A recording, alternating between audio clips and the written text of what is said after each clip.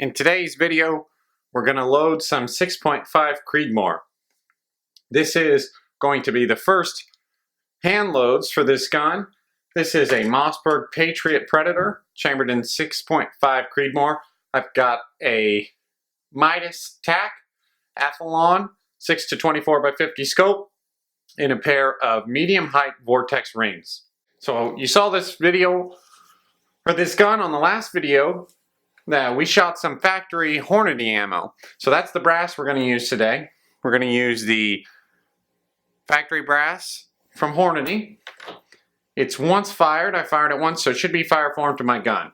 I didn't have to trim it. It's still below the trim length. I gave it a quick tumble and resize, and we're ready to go here. We're going to use the CCI Large Rifle Primers BR2, and we're going to go ahead and start reloading with IMR 4350.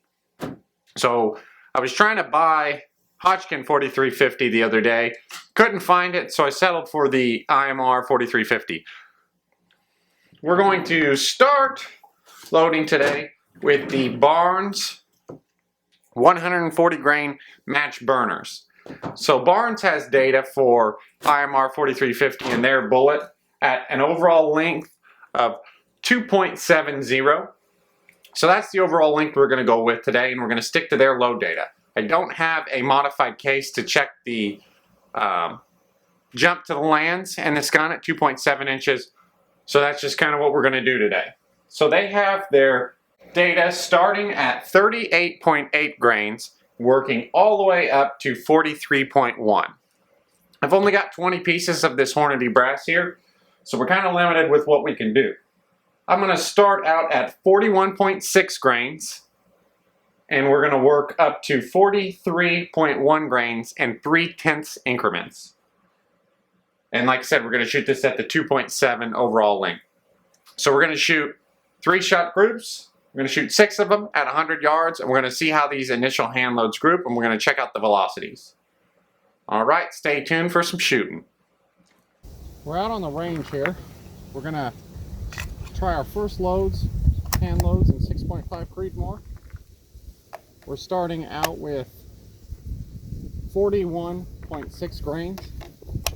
We've got the target at 100 yards. We're going to shoot at the top left dot. We're going to just do a 3-shot group today, being the first loads.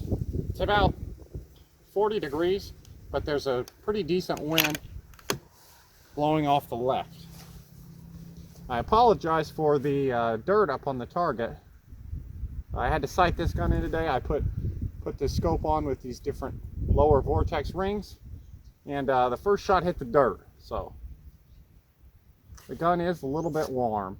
It's had 4 shots through it today.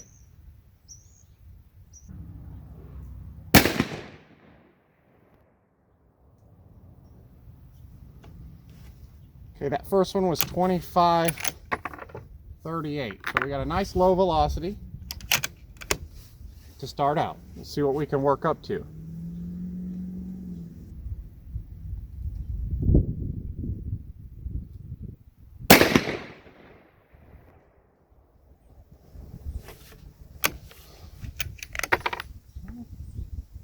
That one was 25.70.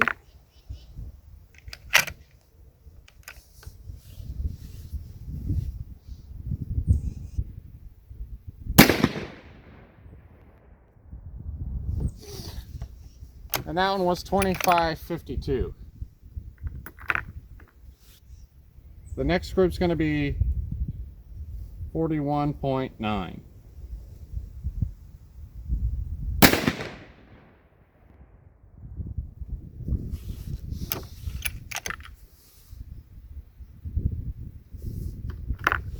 That shot was 26.14.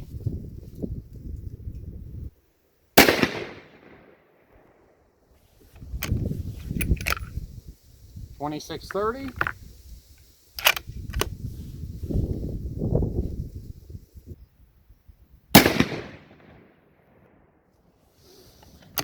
26.21. Gonna move up to 42.2.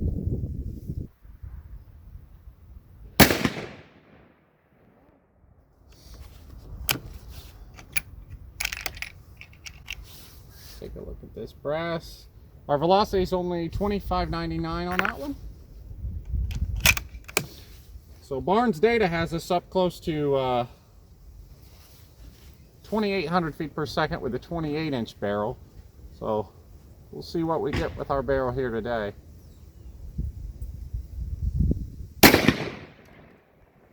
$26.24.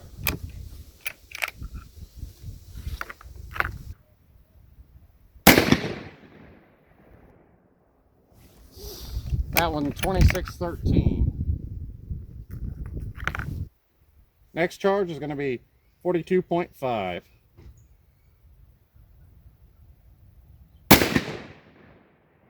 $26.25.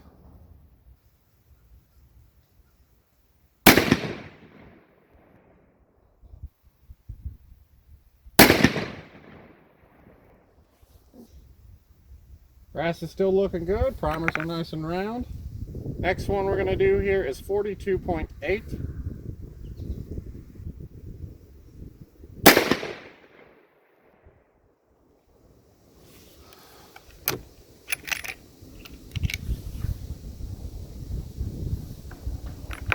That was $26.53.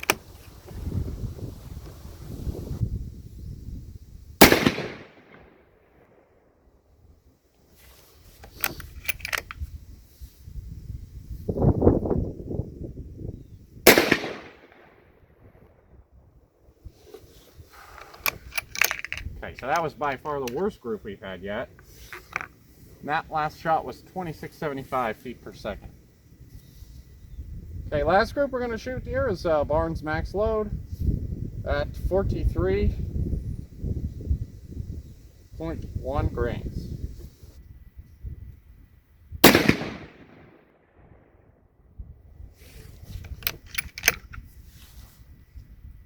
Well, the good news is all of our brass looks pretty good.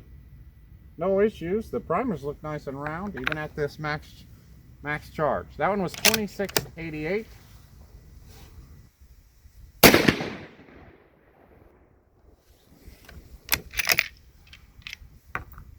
That one was 26.84.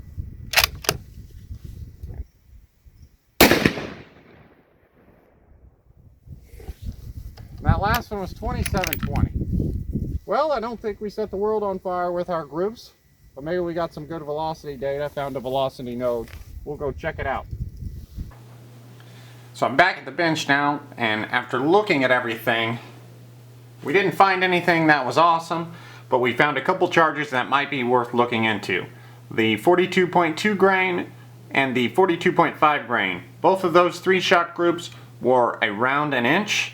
The standard deviations weren't awesome. They were 12.5 and 16.5, but I think we might load up a couple 5-round groups, maybe at a couple different overall lengths with those 2 charges in the next video. Seems like we had some room above Barnes max data based on what we were looking at in our brass.